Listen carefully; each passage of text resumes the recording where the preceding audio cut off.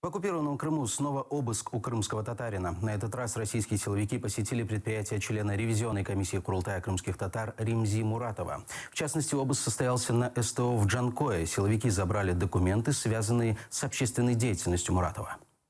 Прибыли сотрудники ФСБ в сопровождении ОМОН, традиционно вооруженными автоматами.